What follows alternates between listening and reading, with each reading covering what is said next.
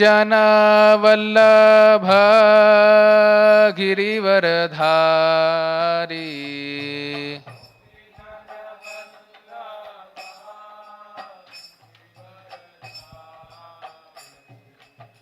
यशोदानंदन ब्रज जनरंजन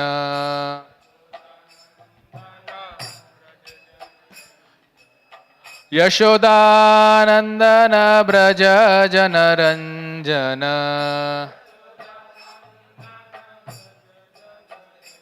यमुना तीरावनचारी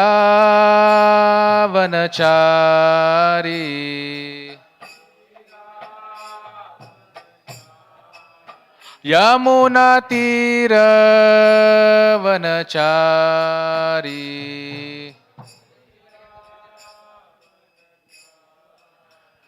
जय राधा माधव कुंज बिहारी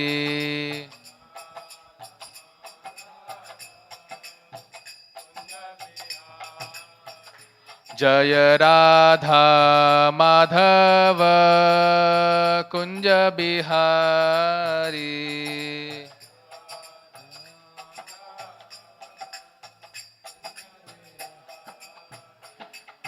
गोपी जन वल्लभ गिरिवरधारी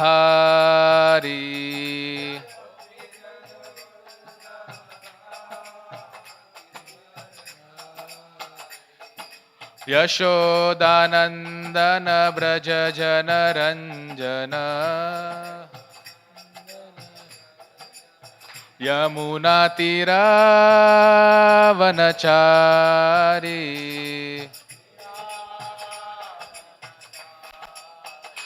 जय राधा माधव कुंज बिहारी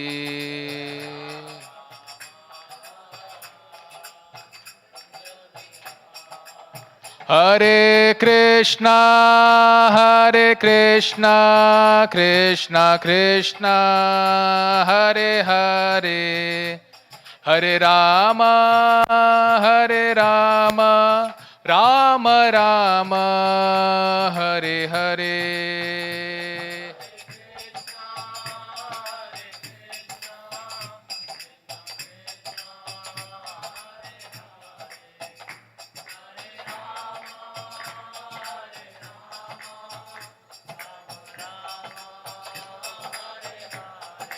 हरे कृष्णा कृष्णा कृष्णा हरे हरे हरे राम राम राम हरे हरे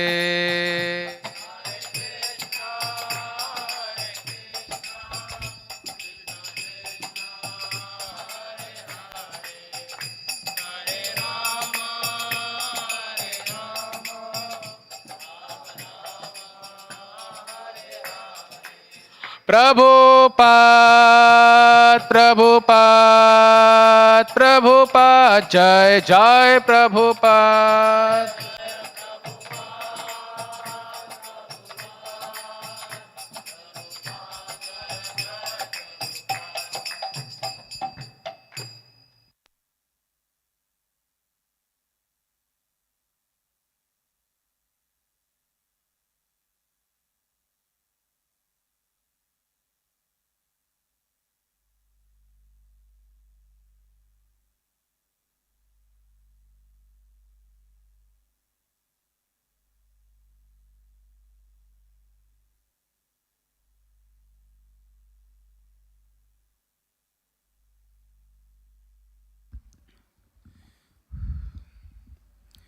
ओम नमो भगवते वासुदेवाय।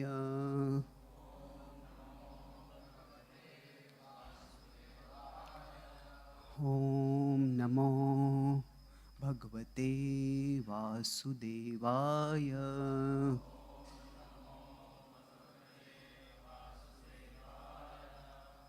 ओम नमो भगवते वासुदेवाय।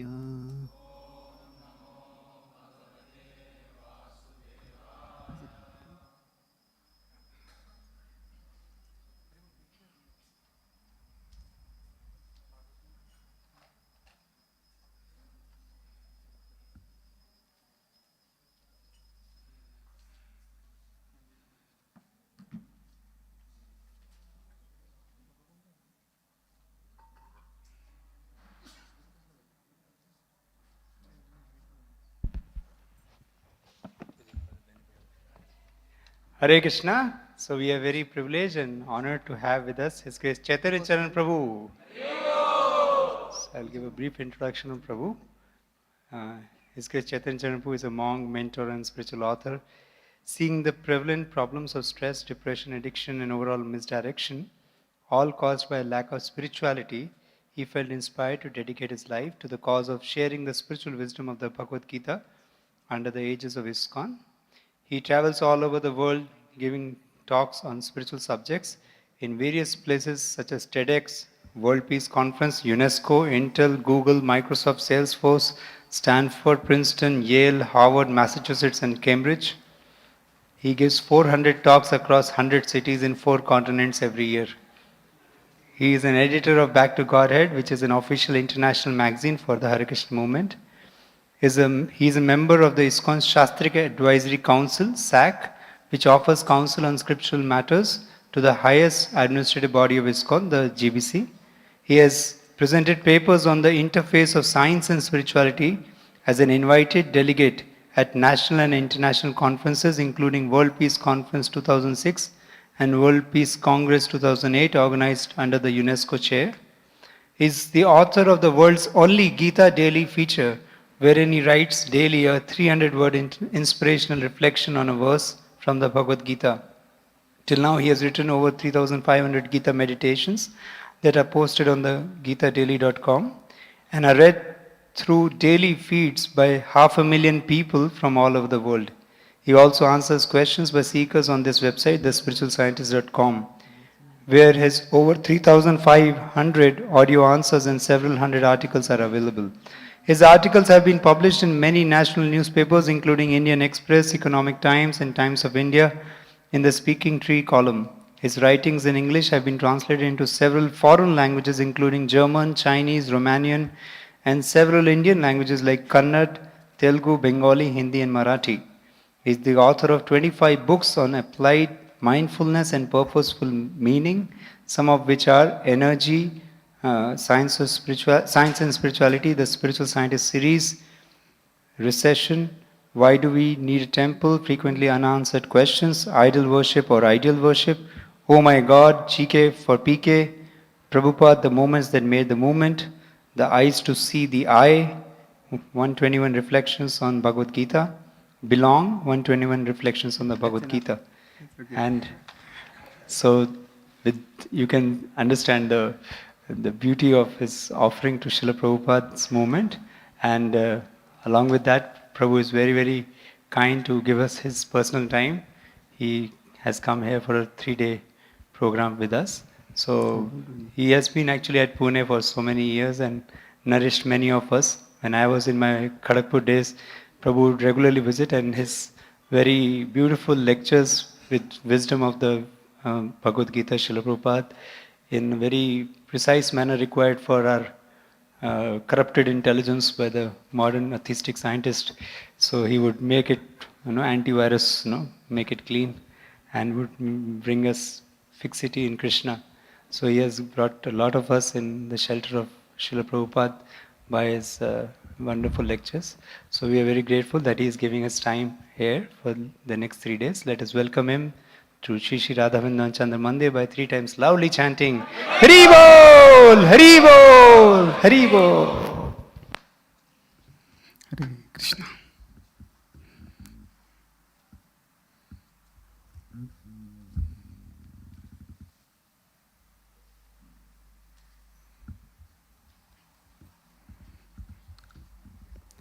Sometimes the devotees who introduce set a standard, the speaker inevitably disappoint after that. So I hope I don't do that. So this is Bhagavatam 5:24-19. These verses are difficult to recite for ordinary human beings. So,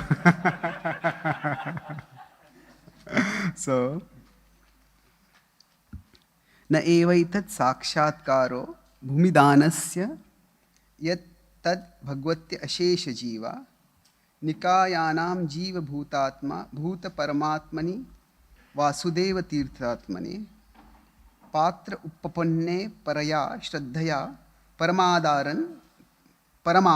samahita manasa. संप्रतिपादितस्य साक्षात् अपवर्गद्वारस्य यत् बिल निलय ऐश्वरम. Word for word translation. Na, not. Eva, indeed. Etad, this. Sakshatkaraha, the direct result. Bhumidanasya, of contribution of land. Yat, which. Tat, that. Bhagavati, unto the Supreme Personality of Godhead. Ashesha Jeev Nikayanam, of unlimited numbers of living entities. Jiva Bhuta Atma Bhute, who is the life and the super soul. Param Atmani, the supreme regulator. Vasudeve, Lord Vasudev, Krishna. Tirthatame, who is the best of all places of pilgrimage. Patre, the most worthy recipient. Upapanne, having approached. Paraya, by the topmost. Shraddhaya, faith. Param Adara, with great respect. Samahit Manasa, with an attentive mind. Sampratipadittasya, which was given. Sakshat, directly. Apavarga dwarasya, the gate of liberation. Yat, which. Bil Nilaya, of Bilaswarga, the imitation heavenly planets. Aishwaryam, the opulence. Translation. My dear king, Bali Maharaj donated all his possessions to the Supreme Personality of Godhead, Vamandev. But one should certainly not conclude that he achieved his great worldly opulences in Bilaswarga as a result of his charitable disposition. The Supreme Personality of Godhead, who is the source of life for all living entities, lives within everyone as the friendly super soul. And under his direction, a living entity enjoys or suffers in the material world. Greatly appreciating the transcendental qualities of the Lord, Bali Maharaj offered everything at his lotus feet. His purpose, however, was not to gain anything material, but to become a pure devotee. For a pure devotee, the door of liberation is automatically opened. One should not think that Bali Maharaj was given so much material opulence merely because of his charity. When one becomes a pure devotee in love, he may also be blessed with a good material position by the will of the Supreme Lord. However, one should not mistakenly think that the material opulence of a devotee is the result of his devotional service. The real result of devotional service is the awakening of pure love for the Supreme Personality of Godhead, which continues under all circumstances. Translation, next verse, text 20, translation purport by His Divine Grace Bhaktivedanta Swami Srila Prabhupada. Translation, if one is embarrassed by hunger or who falls down or stumbles, chants the holy name of the Lord even once, willingly or unwillingly, he is immediately freed from the reactions of his past deeds. Karmis entangled in material activities face many difficulties in the practice of mystic yoga and other endeavors to achieve that same freedom. Purport. It is not a fact that one has to offer his material possessions to the Supreme Personality of Godhead and be liberated before he can engage in devotional service. A devotee automatically attains liberation without separate endeavors. Bali Maharaj did not get back all his material possessions because of his charity to the Lord. One who becomes a devotee free from material desires and motives regards all opportunities, both material and spiritual, as benedictions from the Lord, and in this way his service to the Lord is never hampered. Bhakti, material enjoyment, and mukti, liberation, are only byproducts of devotional service. A devotee need not work separately to attain mukti. Srila Bilvamangal Thakur said, Mukti swayam mukulitanjali swayavate sman. A pure devotee of the Lord does not have to endeavor separately for mukti, because mukti is always ready to serve him.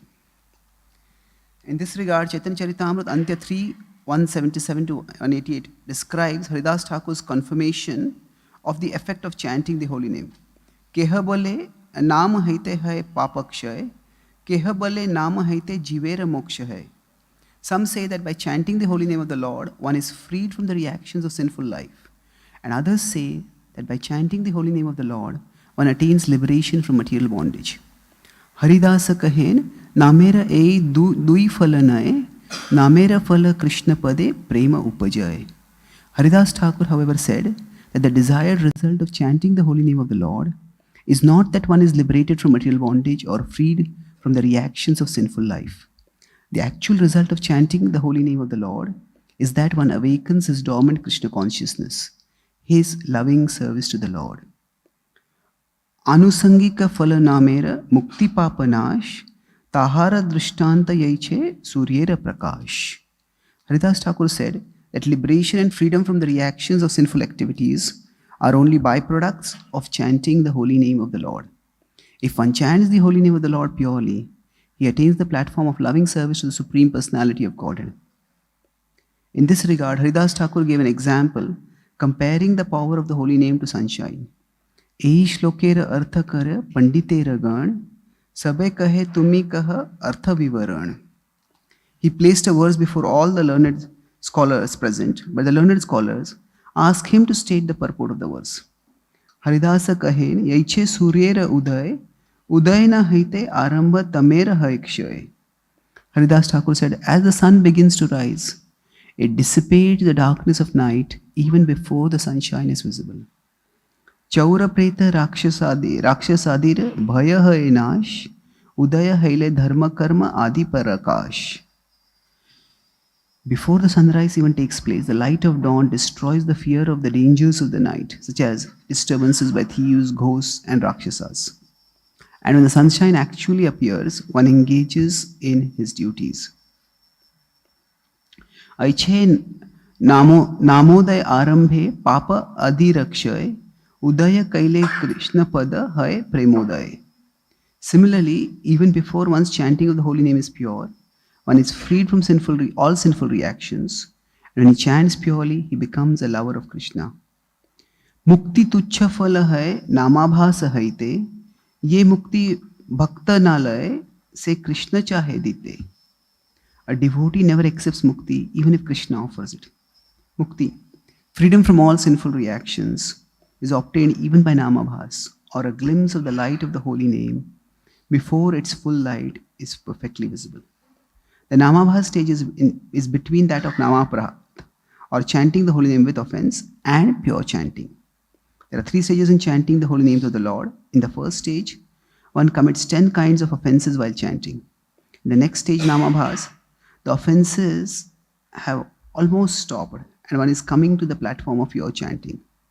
In the third stage, when one chants the Hare Krishna mantra without offense, his dormant love for Krishna immediately awakens. That is the perfection.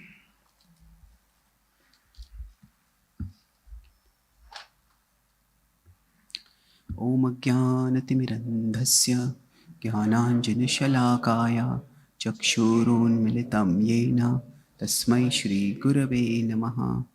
Nama Om Vishnupadaya Krishna Presthaya Bhutale Shrimate Bhakti Vedanta Swami Iti Namine. Namaste Saraswati Deve Gauravani Pracharine Nirvishesha Shunyavadi Paschatya Deshatarine Vancha Kalpatarubhyascha Kripa Sindhubhya Evacha Patitanam Pavanebhyo Vaishnavebhyo Namo Namaha. Jai Shri Krishna Chaitanya Prabhu Nityananda Shri Advaita Gadadhara Shivasati Gaura Bhakta Vrinda.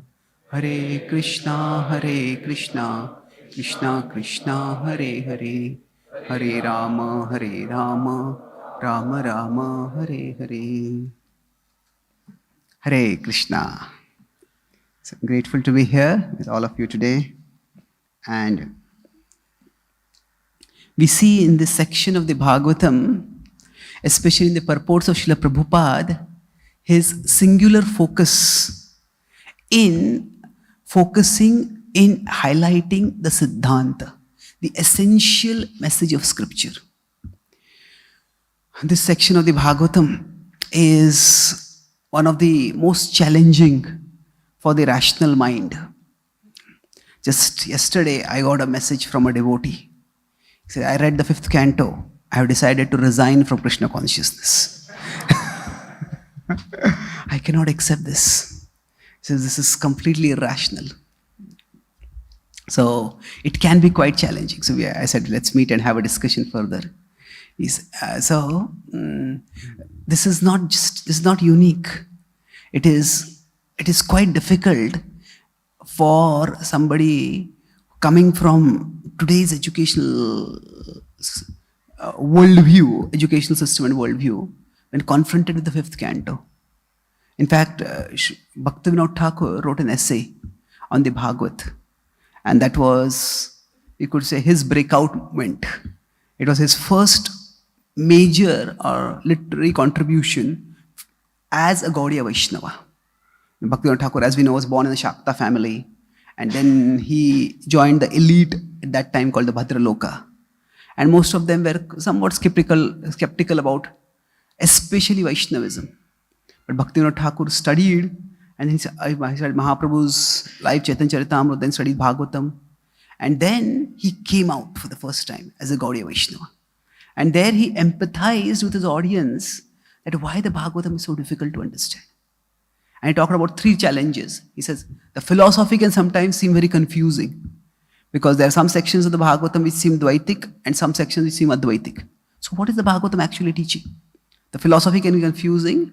Then he says, the morality can be bewildering, especially Krishna's activities with the gopis. And the third, he says, the cosmology can be mystifying. So philosophy, cosmology, and morality, all these 3. He talked about as obstacles for the contemporary mind in understanding the Bhagavatam. Now, this section of the Bhagavatam extends from almost the 16th chapter till the 25th chapter.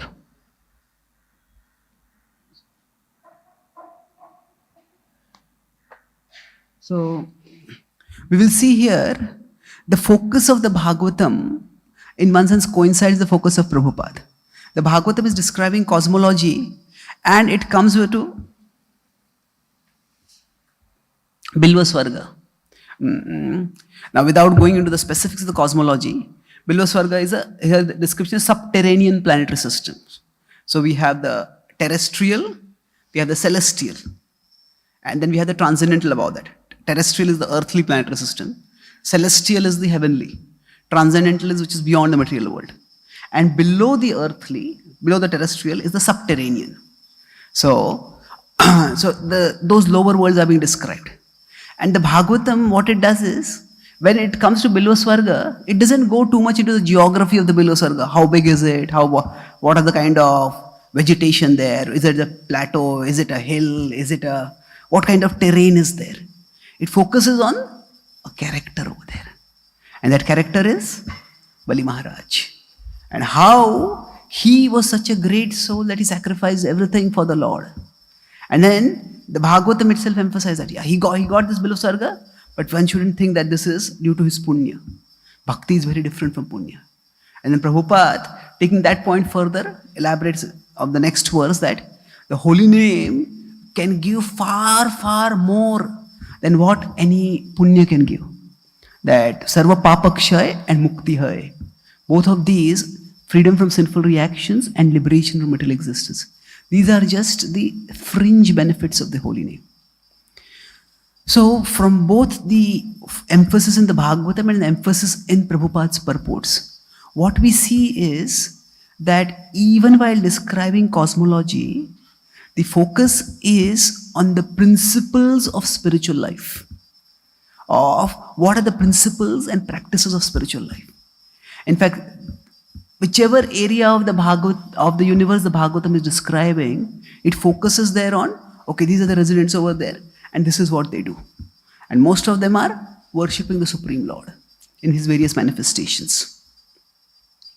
And where the Bhagavatam describes those who are doing some other form of piety, it also points out, okay, this is not the highest that they are doing.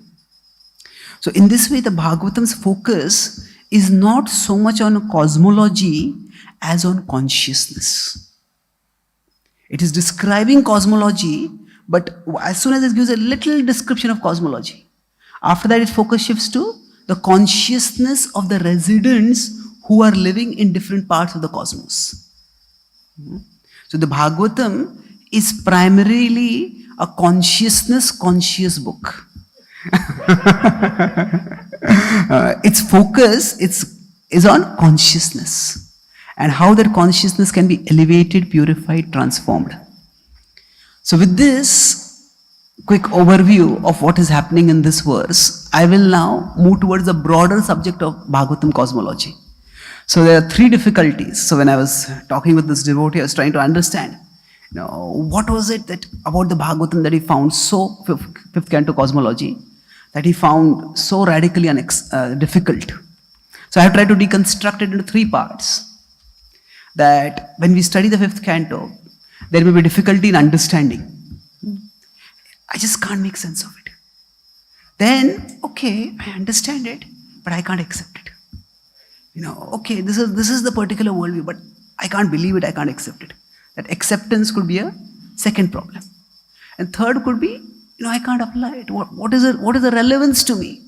What is there to apply for me? I can't apply it. So let's look at these three difficulties in approaching the Bhagavatam and see how we can address them. So why is the Bhagavatam's cosmology difficult to understand? To some extent, I'll echo what Bhaktivinoda Thakur says in his essay on the Bhagavad also. Now, first of all, cosmology itself is an extremely difficult subject to understand. When we go through our normal life, we face our challenges and we try to deal with the challenges. But there are some times when we just become aware of how tiny we are and how huge the universe is. How actually we live unconscious of the vastness of reality. So whatever be the conception of the universe we may have, but the universe is incredibly large.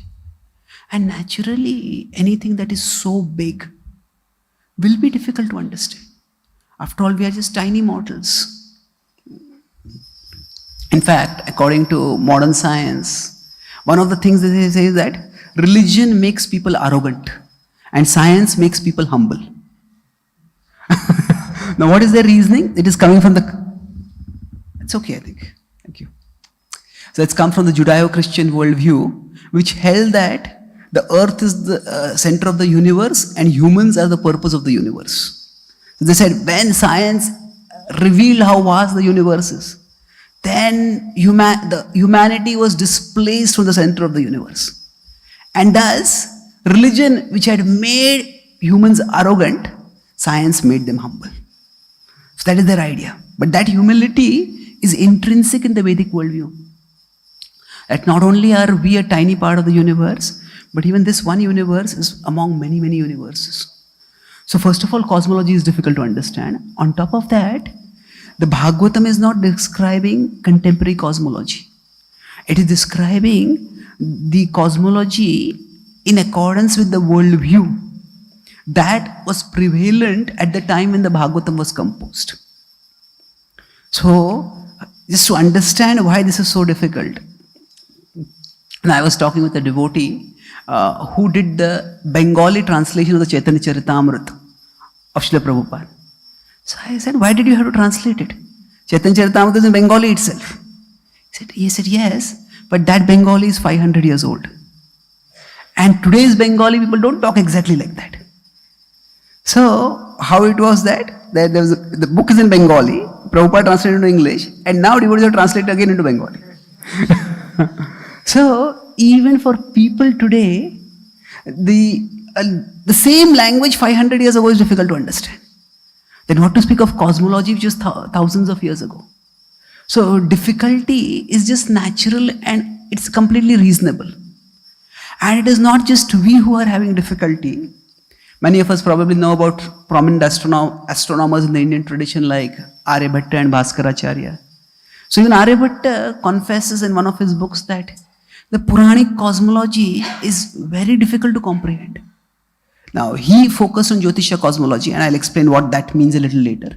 But he focused more on observational cosmology and inferential cosmology. We observe the universe and we try to understand it. And he came up with many findings which not only parallel but precede the findings from Western cosmology. So it is not just we today are having difficulty. Even thinkers thousands of years, about 1,000 years ago or 1,500 years ago, even they had difficulty in understanding the Bhagavatam cosmology. And not only that, it's the tradition itself. We say, okay, he was not a devotee. But even Prabhupada, when he was commenting on the Bhagavatam, Prabhupada said that he gave his commentary, and when devotees started asking him, how do we do this, how do we do this, especially when the planetary verse we constructed, Prabhupada said that, you consult somebody who's an expert. Go through the various sampradayas and find out if somebody is an expert in this.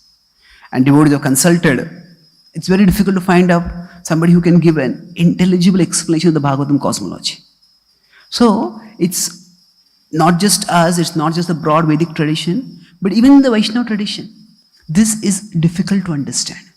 So the difficulty is not unique to the cosmology, for that matter. If you study the third canto Sankhya description, it's not easy to understand, especially if you go into the fundamental characteristics of material nature, that chapter. There are many sections which will, if we really try to understand that, we'll start scratching our head so much that not only the hair, the skin can come out. So there are sections that are difficult to understand. So in general, our mood in studying the Bhagavatam is serving the Bhagavatam. Bhagavatam is non-different from Krishna. So we serve, just as we serve the deities, we serve Krishna, we serve the Bhagavatam. So we don't have to obsess over the incomprehensible. I can't make sense of it. Well, continue serving the Bhagavatam. Yeah, this particular section, when I serve it by reading, I understand it. This particular section I serve it by reading, I don't understand it. But I continue serving. Just like if we are serving some senior devotee, sometimes they may give us some instructions which make sense to us. Sometimes they may give some instructions which may not make sense to us. Now, we obey as much as we can. So the idea is we approach the Bhagavatam in a mood of service. So difficulty is there in any subject which is really deep or complex. Even if you go to modern academia, there's some subjects which are very difficult to understand. Now the challenge is that, okay, Sankhya cosmology, Sankhya analysis of the universe is also difficult to understand. But Bhagavatam Bhagavatam cosmology falls in a slightly different category. Because the Sankhya analysis doesn't challenge our contemporary understanding.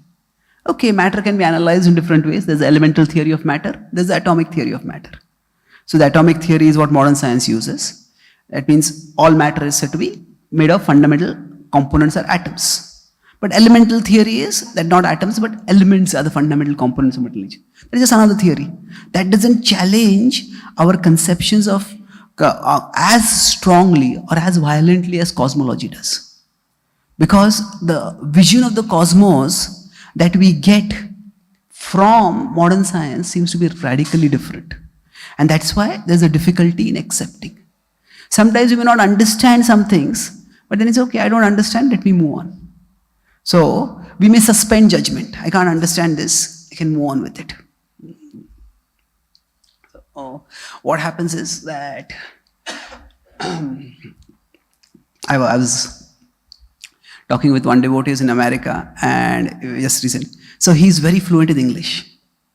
So I asked him, how generally Indians when they go to America they become fluent, but he was exceptionally fluent. So how did I become so fluent? He's an upcoming devotee, not a devotee. He said, I used to watch a lot of English movies. I said, okay. And how much would you understand? He says, initially I didn't care if I didn't understand. Just keep watching, and then I would read the subtitles. And then while watching the movie, I would be looking at a dictionary. I I said, okay, that's a very long cut way of learning English vocabulary. I said that, you could have better read a book and learn vocabulary from there. He said that my point was to learn language, not watch the movie. I said, that's an interesting way of looking at it. But the point is that there are so many areas, especially if you, some English movies, their plots are so intricate that just people don't understand what is going on. Even if you read the words, you don't understand what is going on. But people keep watching.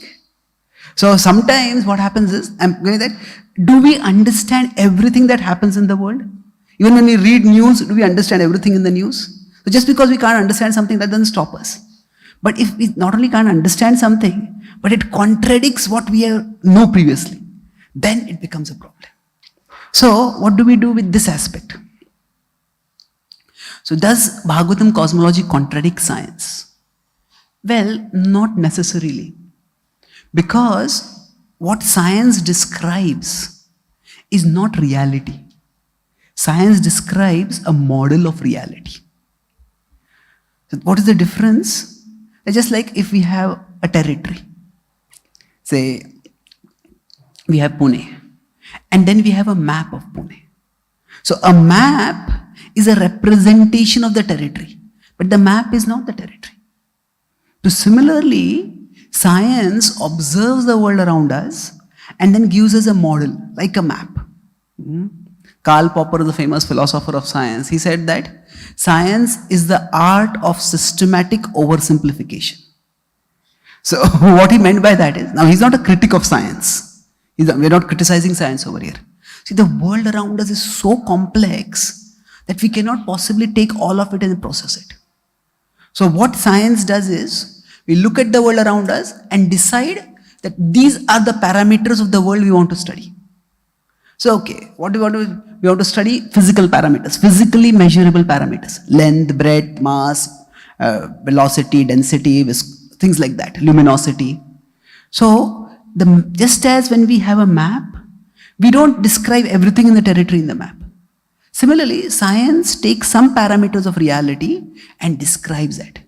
And that's why science, in one sense, leaves out consciousness. Science doesn't consider consciousness. It just says that we focus on the physical aspect of reality. So currently in America, there is a infamous Roe v. Wade case going on. The Roe v. Wade was the court case which legalized abortion all over America. So what happens is America is a confederation. So each state has its own laws. Some states allowed abortion, some states did not allow abortion. But then the case, so the activists championing abortion, they realized that by political legislation, we will not be able to get abortion through. So they decided to go to legislative means. And they appealed to the Supreme Court. And the Supreme Court, at that time, the judges were very liberal. So they got this legislation passed. So now currently it is being challenged. And they're turning to scientific evidence. So they're trying to decide when the embryo becomes conscious. Is the fetus? Fetus is not conscious. Is the embryo conscious? Okay, yes, no. But then, there was a philosopher of science who wrote an article in the Journal of Bioethics. He said that, actually speaking, what to speak of allowing abortion? When the child is in the mother's womb, we should allow the mother the right to abort the child even after he's born. Now, when he made that comment, it created a furor online.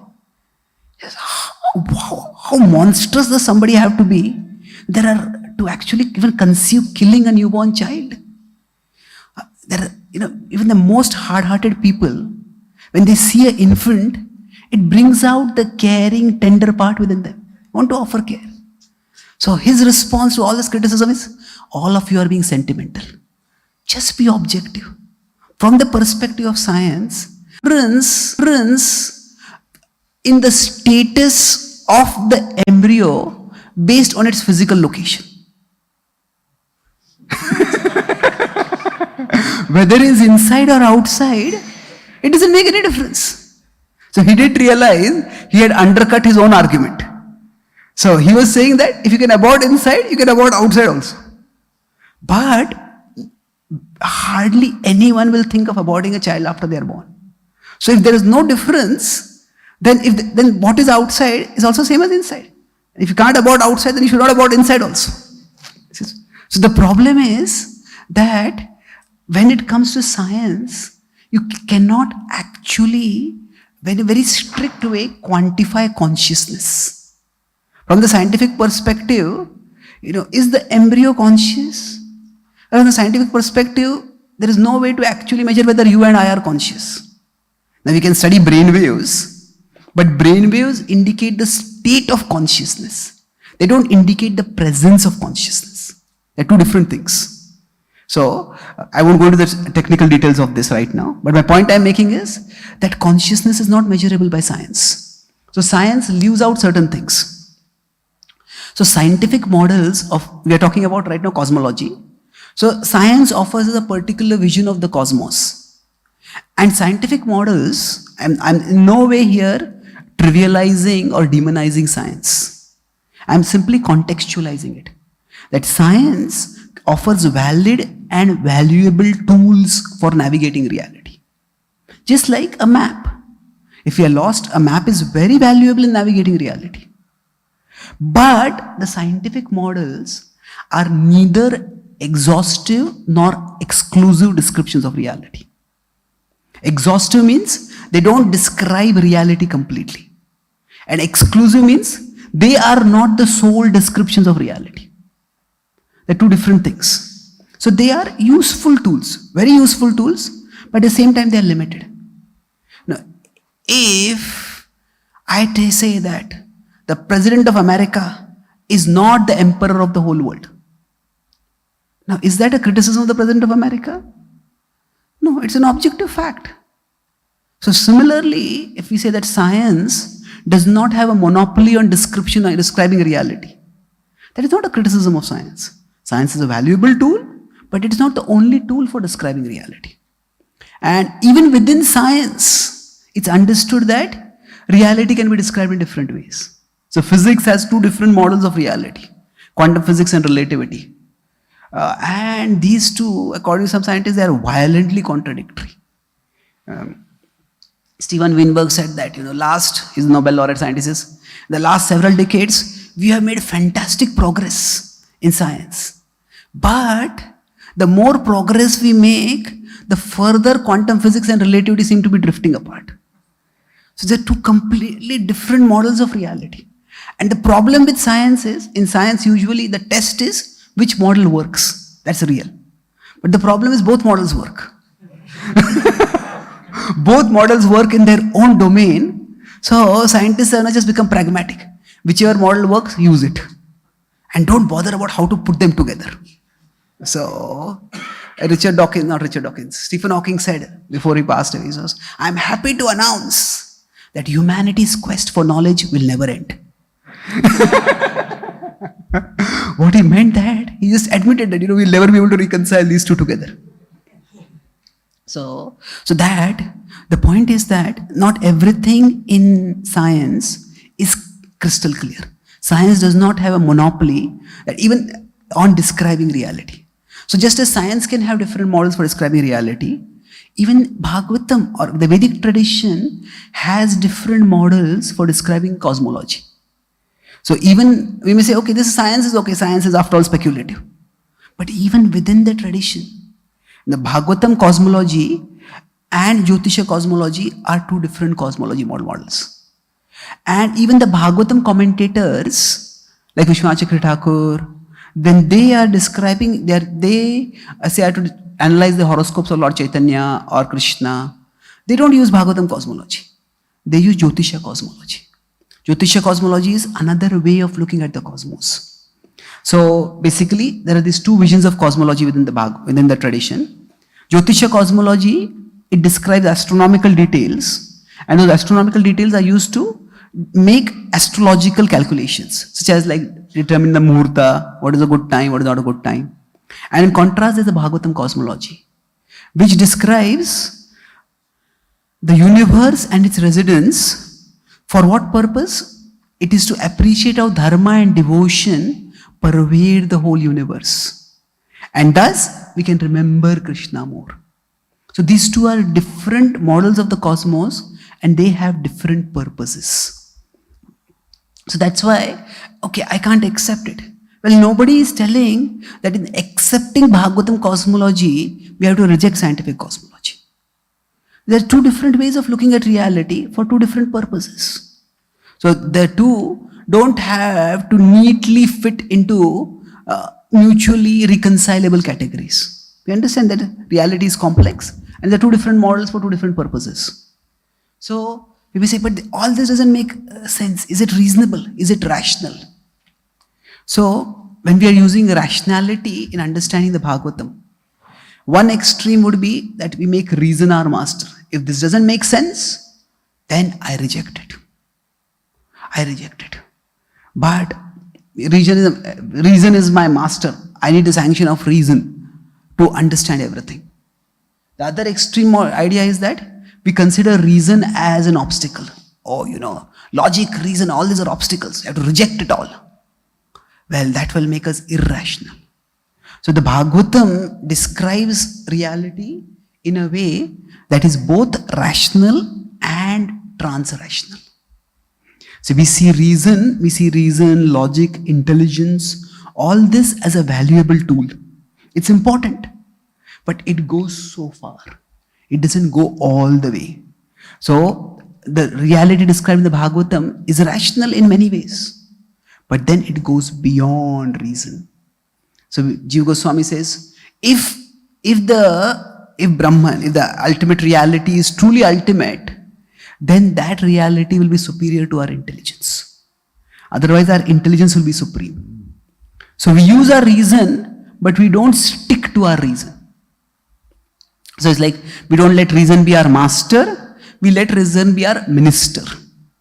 Minister means like advisor. You take counsel from him, the minister, but we make our decisions. That's why the Bhagavatam is not irrational, it's trans-rational. Once we understand that I don't have to reject science to accept Bhagavatam, then it becomes relatively easier to accept Bhagavatam cosmology.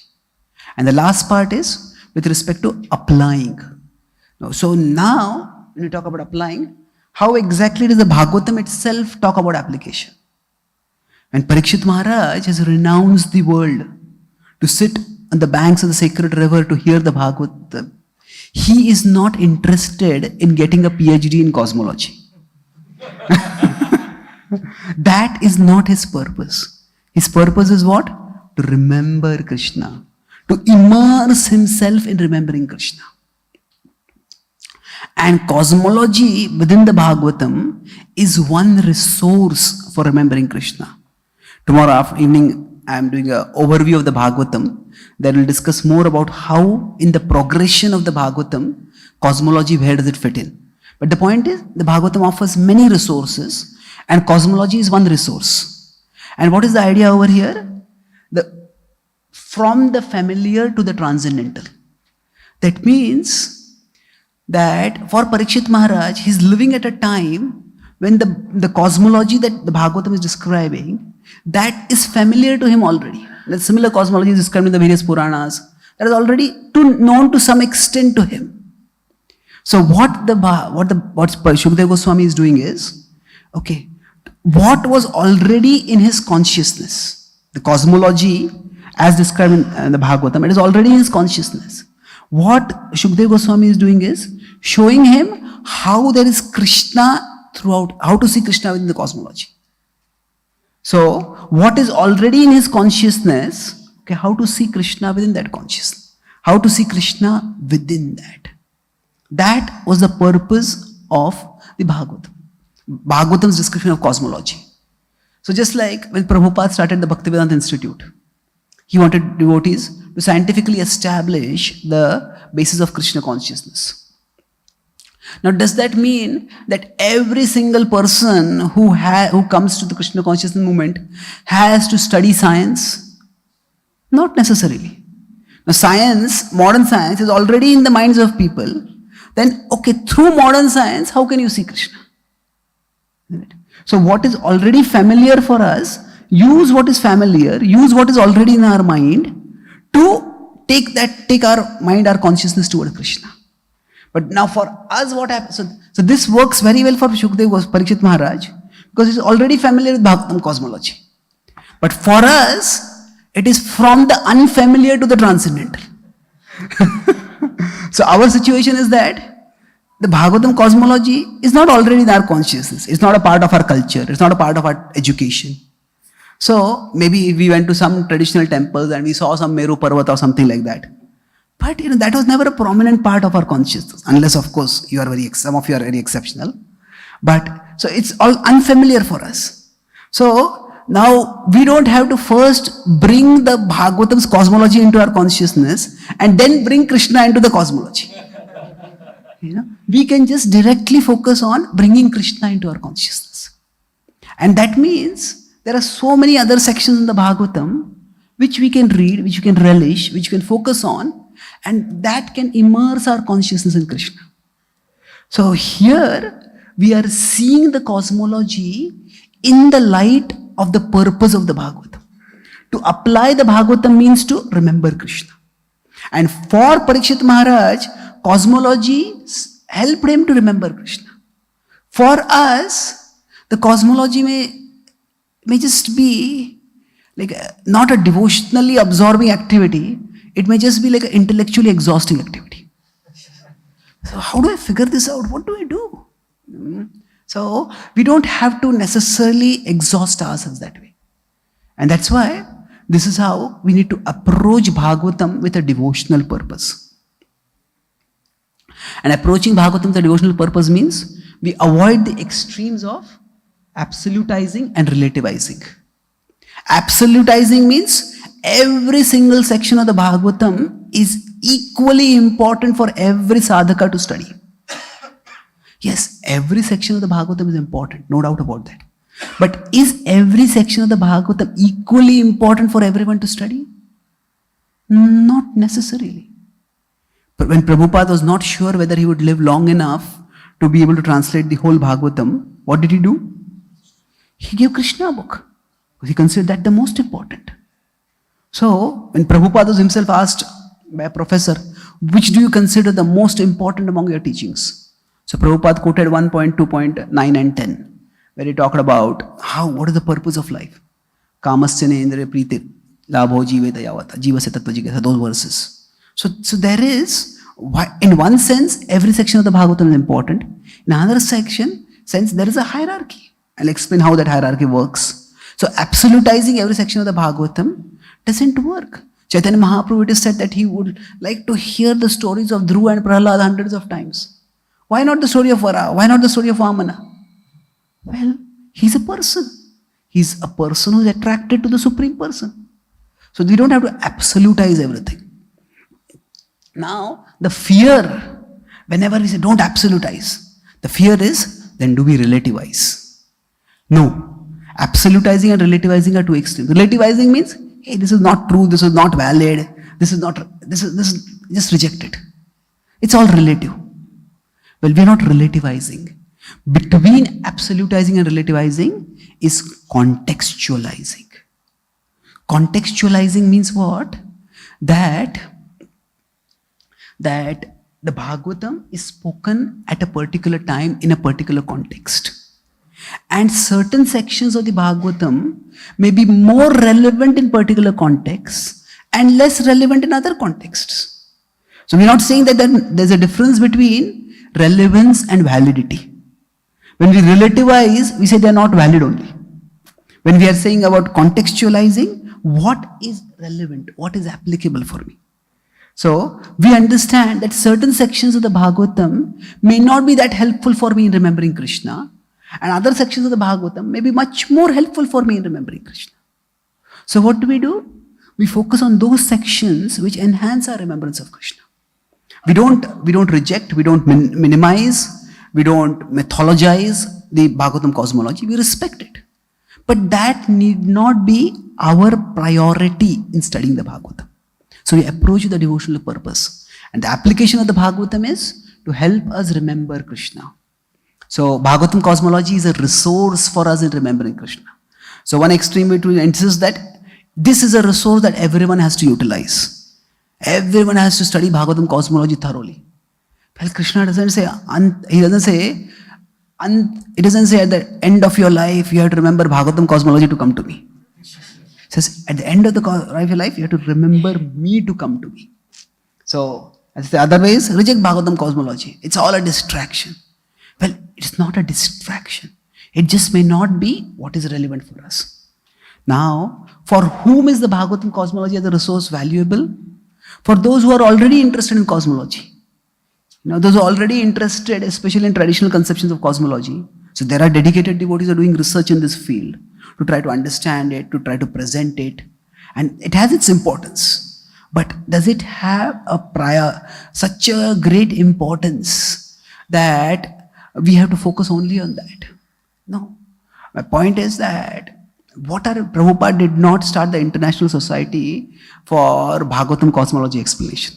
It is the International Society for Krishna Consciousness. And Bhagavatam Cosmology is an aid in that. It is a tool in that. So, what I spoke today, I tried to briefly summarize to this devotee.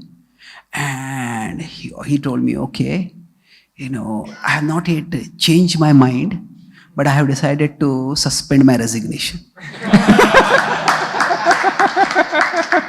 So let me think a little bit more about it. Now let me think. So ultimately, it is the Krishna consciousness, a matter of consciousness. Once the heart experiences Krishna, then everything else will be seen in context. Not that it will become unimportant, but it will be seen in context. So as devotees, we sometimes have to be careful that we don't make people feel that you have to reject science or reject rationality in the name of faith. Have faith in the Bhagavatam. How can you not have faith? No, you cannot guilt people into having faith.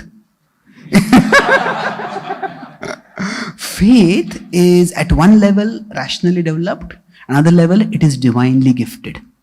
Means we use our reason, our logic to understand things, and then by that we develop some faith. And otherwise, it is divinely gifted. Faith comes when we practice bhakti and do seva and we get the blessings of the Vaishnavas, then we get faith. But it is not that faith requires us to reject reason. That is not the point of faith. Faith doesn't require us to reject reason. Faith requires us to transcend reason.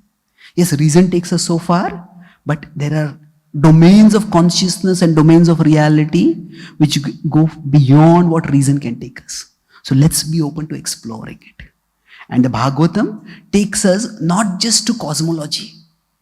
It takes us beyond the cosmology to the abode of the Supreme Lord. And we also need to focus on going toward that abode, at least taking our consciousness toward the Supreme Lord of that abode, our beloved Lord, Shri Krishna. So I'll summarize. I spoke today about, in this section of the Bhagavatam, although describing cosmology, the Bhagavatam is consciousness conscious, focusing on the consciousness of Bali Maharaj. In what consciousness is he giving? He offered himself, not to gain a bigger kingdom, like that.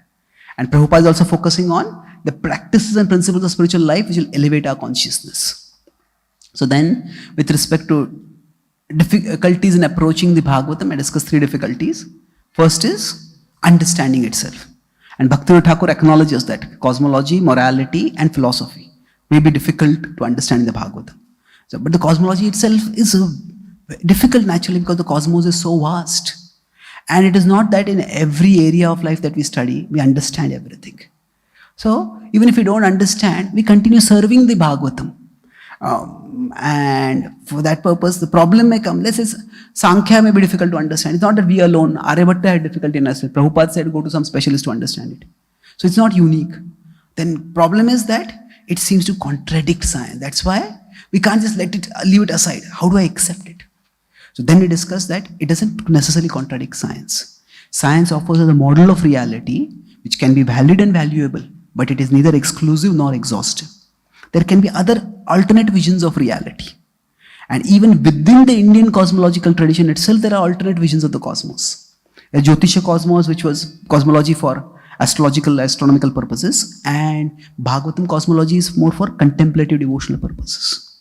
So, just as our acharyas did not hesitate, consider as unfaithful to Bhagavatam to use Jyotisha Cosmology, although it was different from Bhagavatam Cosmology. So we don't have to make it a competition between Bhagavatam Cosmology and modern scientific cosmology.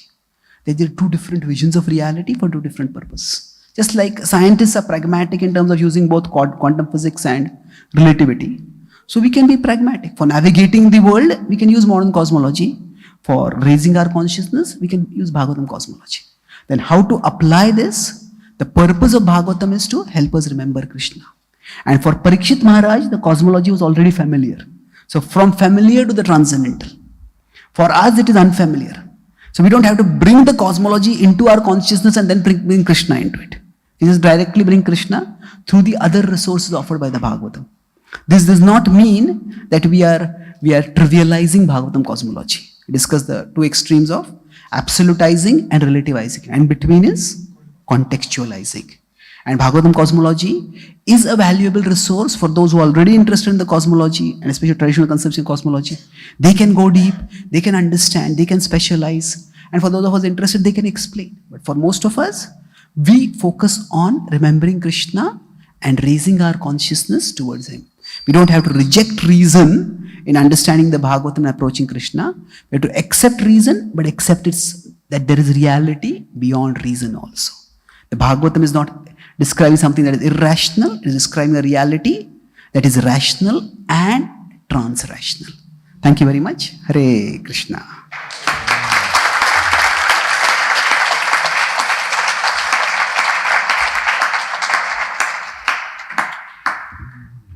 I know we are already a little over time. Maybe one question if somebody has.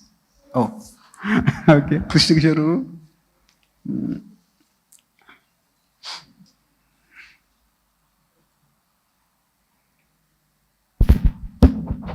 Hare Krishna. Thank you very much. Always a pleasure hearing you. So as you were, mentioning in the class, I was thinking on this point. I'll make that and then ask the question. You were saying that people used the Jyotisha Shastra for astrological purposes.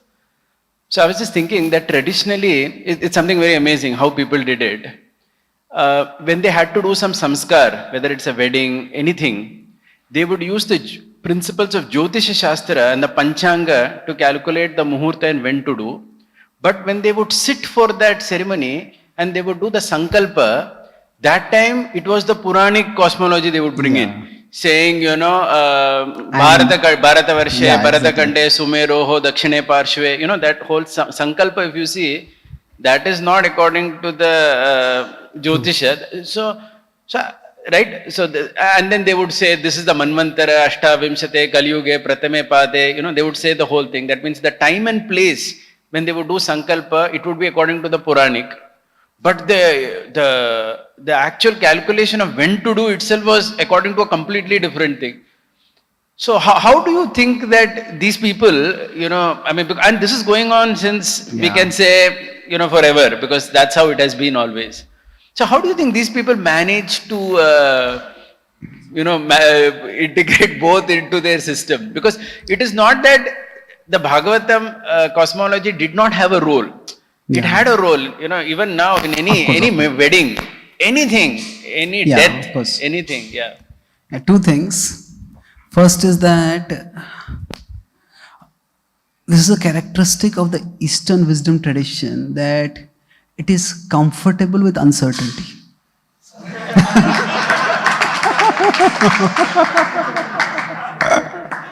So it's like, actually it comes from Greco-Roman tradition. I think Plato had his principle of non-contradiction. Say if A is true and B is the opposite of A, then B cannot be true. And that's like a cardinal basis of Western thinking. So that's why it's this or that. But Eastern thinking is more this and that. That's why, is God personal or impersonal? He is both. He is both personal and impersonal. So that the Eastern way is more of and than or. Now, sometimes how the two and come together is quite difficult to figure out.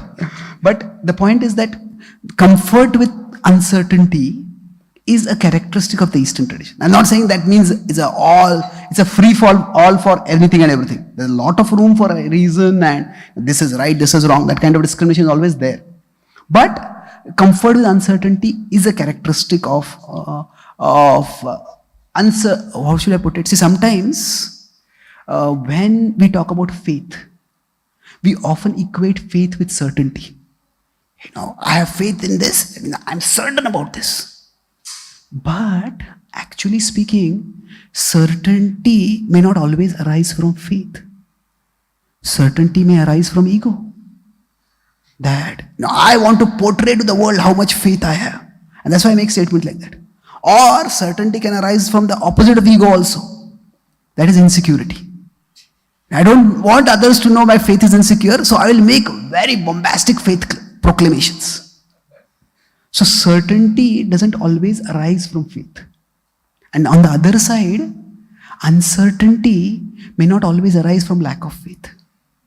Uncertainty can also arise from humility.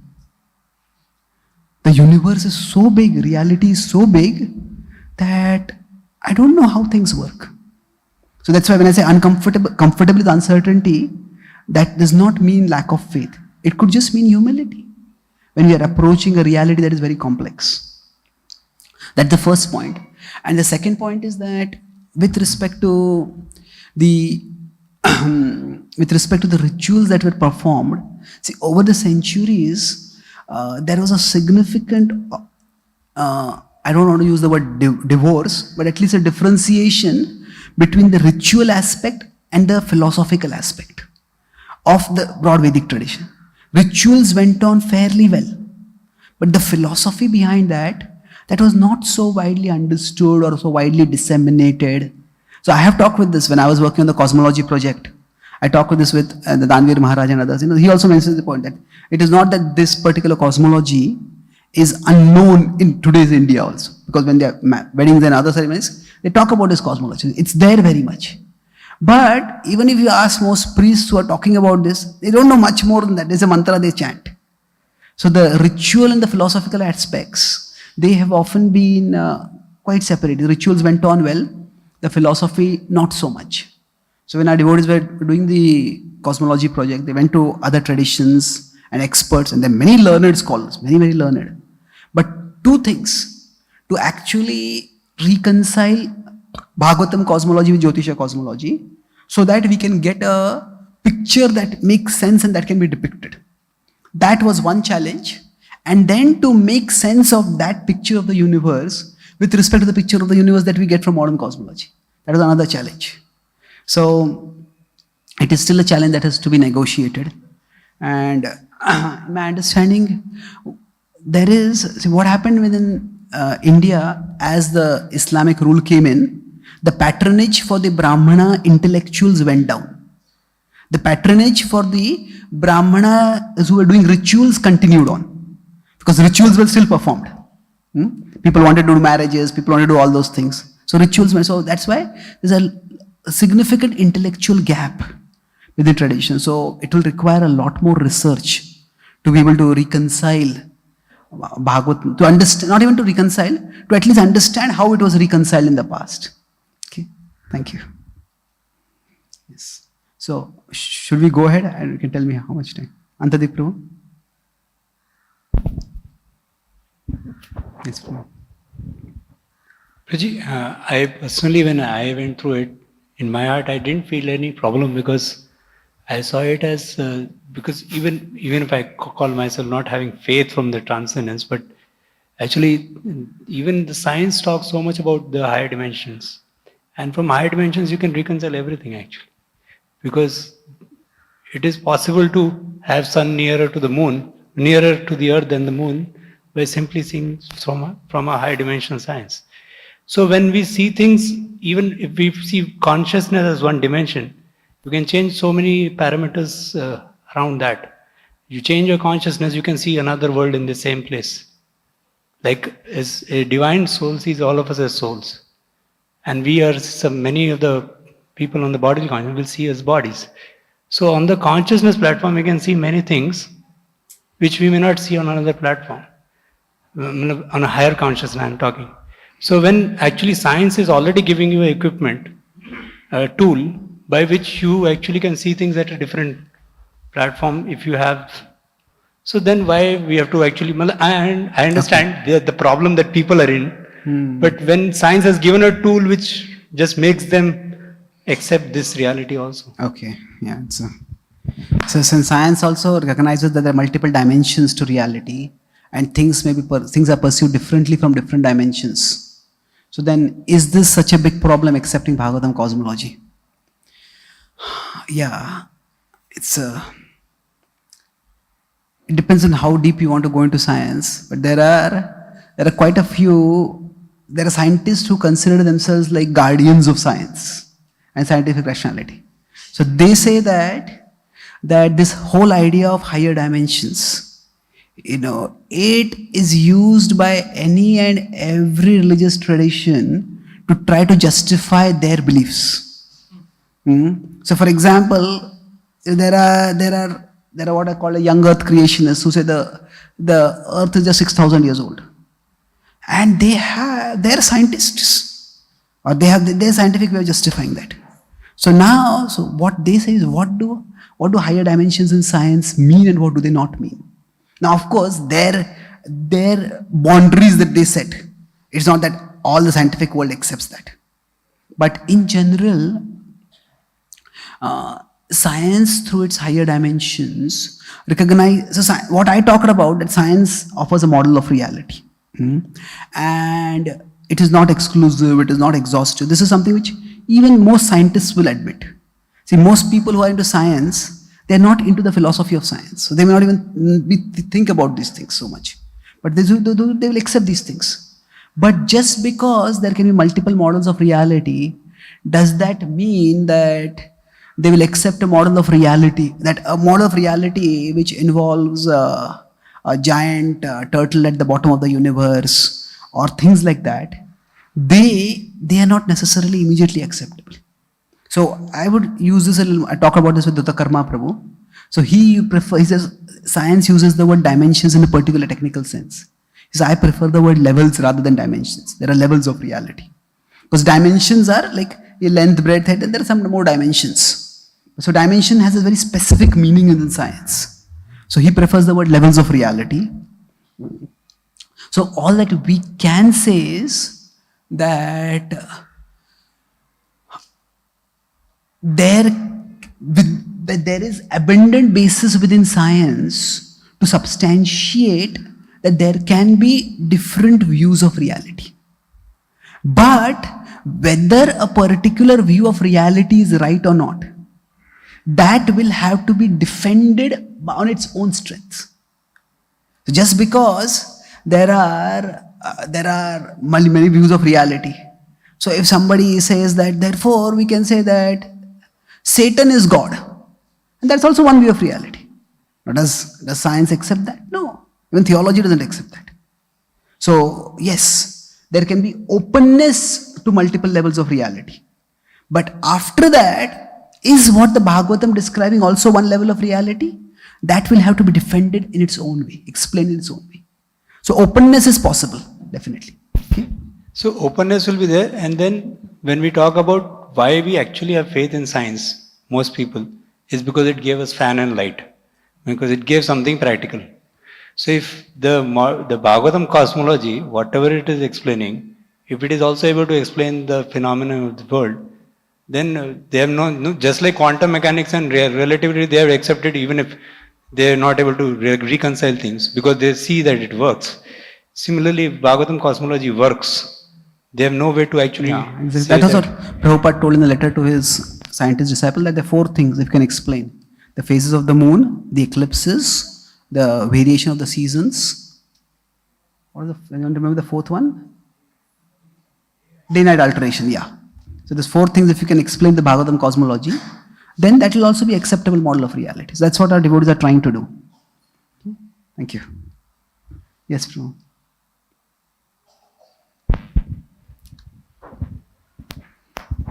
Hare Krishna. Thank you very much for the class, the systematic presentation as always.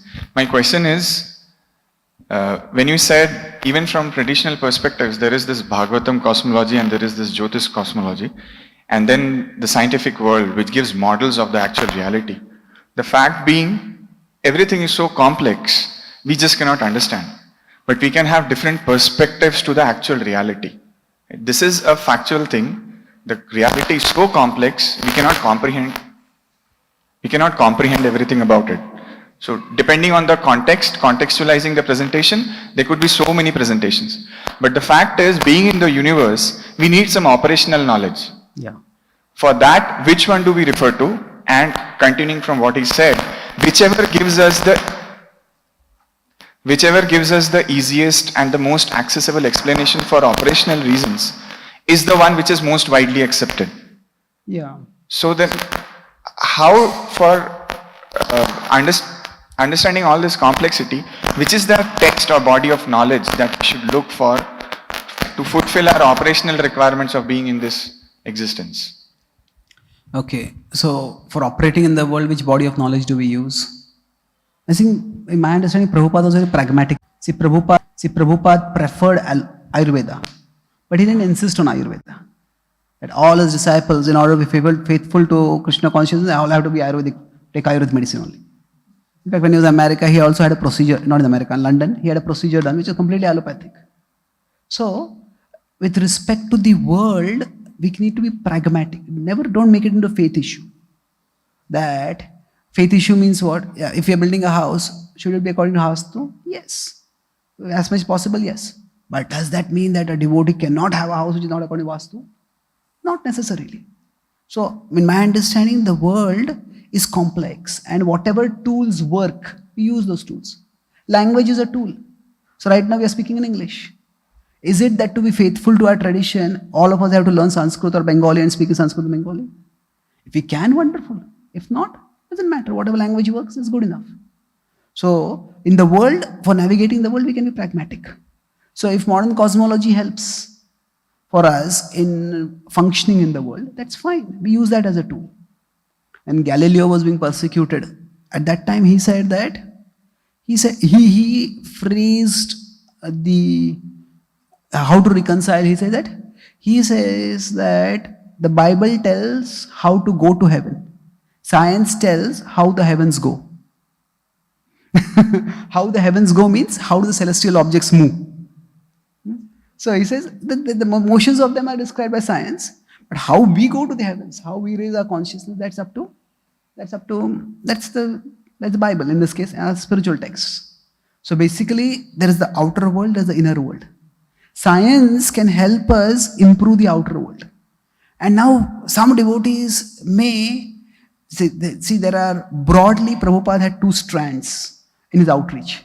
One is, you could say, cultural warfare, and the other was cultural integration or penetration.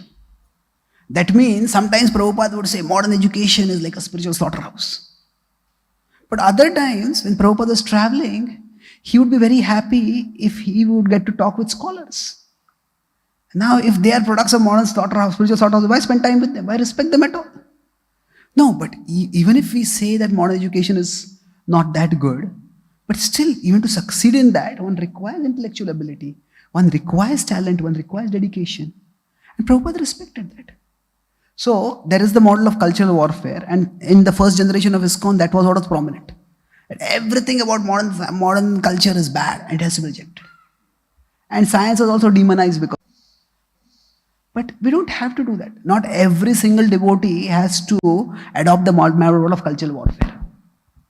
There are different ways of spreading and sharing and practicing Krishna consciousness. So there is also the model of cultural penetration. We accept that there are good things in the mainstream culture today. By culture, I'm not just talking about movies and music and things like that. I'm just talking about the broad way people live. So the scientific science is also a part of today's culture.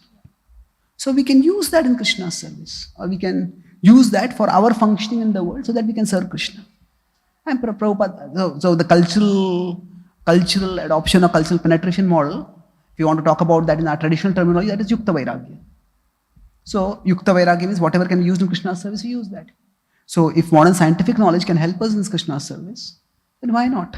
We can use it. So we actually have absolutely no control of the situation in which we are placed, the way the whole society operates materially. And if it operates in a specific way, then there are a specific perspective also works in that context. So if we pick that up, that's the path of least resistance. Being in this situation, using things which work in this context. That's what Yukta Vairagya is. A few things just work. Yeah, generally the word path of least resistance has a slightly negative connotation. It means as if we don't want to fight, we're just taking the easy way out. But it's not the easy way out, it is the way that fulfills our purpose. See, it's like we have to fight battles for being Krishna conscious. But we don't have to fight more battles than necessary. What do I mean? That yes, we have to raise our consciousness from material to the spiritual level. But, say for example, with respect to the moon issue. Now, Prabhupada has made 6-7 different kinds of statements on the moon issue. So I have on my YouTube channel, there's a whole Prabhupada's positions on the moon issue. There are all those statements I've analyzed. So sometimes the devotees take one statement. Prabhupada said man didn't go to the moon. And then that becomes a big faith issue. Did we go, did we not go? Now, if somebody wants to make the case man didn't go to the moon, there is credible evidence for that. But not everybody will find it credible. And does one have to be central thing when somebody is coming to Krishna consciousness? If you see the approach that Prabhupada took in the introduction of Krishna book, Prabhupada is very non-committal. He says that man has endeavored a lot to raise himself to the moon, but he has not endeavored much to raise his consciousness. The Bhagavad Gita will guide you how to raise your consciousness. But the point is, you have endeavored so much here, endeavor here also. Now, whether that endeavor was productive, whether that endeavor was delusional, whether it was all a straight up, that's a different issue. That doesn't have to be the central point. So, is that a battle we even have to fight? So, Prabhupada says in the 7th canto, we have to always keep our mind and intelligence healthy and stout to differentiate the purpose of life from a life full of problems. To differentiate the purpose of life from a life full of problems. There may be 100 problems around me, but solving the 100 problems is not the purpose of my life. What is the purpose of my life? And for that, what problems do I need to solve? Let me focus on those. So there may be many conceptions in the world. Some of them may be correct, some of them may not be correct. But correcting all of them is not our purpose. Raising our consciousnesses. And if some conceptions in the world are obstructing us in that, then that is a problem. So Krishna consciousness was presented by Prabhupada at the time of counterculture. Counterculture means that those people didn't have faith in anything mainstream. They didn't have faith in modern education, they didn't have the hippies basically. And counterculture, they didn't have faith in modern education, the religion at their times, the government at their times. And they didn't have faith in the accomplishments claimed by the government. So in one sense, when Prabhupada said that we did not go to the moon, that resonated with them. Because, people they had a lot of skepticism toward the establishment. So at that time, this Swami is so bold as to make such a statement, claim like that. It appealed to people. But today, that may not appeal, that may alienate people.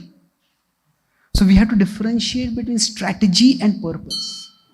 Strategy is a tool, purpose is what we primarily want. The moon issue was a strategy that was circumstantially used by Prabhupada. But that is not what we need to use today. So whatever works, we use it and move forward in our Krishna consciousness. Okay?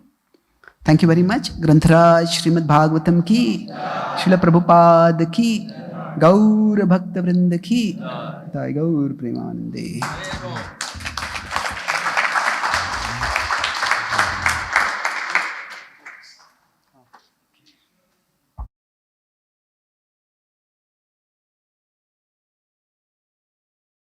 Published 2 books. These are on Bhagavad Gita, relishing Bhagavad Gita and Bhagavad Gita Insights. So they're both inspired by Srila Prabhupada's Bhagavad Gita as it is. So this approaches Bhagavad Gita from the perspective of the relationship between Krishna and Arjuna. So this is more from the emotional, devotional perspective. And this is from the rational, analytical perspective called Bhagavad Gita Insights. So when we read the Bhagavad Gita, what are the typical questions that may come? Those are answered through about 100 articles in this book, about 80 illustrations. And Relishing Bhagavad Gita presents the Bhagavad Gita in the light of the Mahabharata. So Arjuna, what are the emotions of Arjuna and Krishna when they're discussing some things, and what was how their relationship is expressed and developed through the Bhagavad Gita's narration. That is described in these two books. So we were hoping to have these books out today, but then we got a little delayed in printing. We will have advance copy. You can pre-order, and there will be some concession for those who pre-order. And the books will be available within 4 or 5 days, and then you can collect it. So there's a table outside. Yes, there is a table outside. Okay, Charanamrit desk. There you can pre-order the books if you want. You can keep them there so that if you want to see it, they can see it. Okay. Thank you very much. Hare Krishna.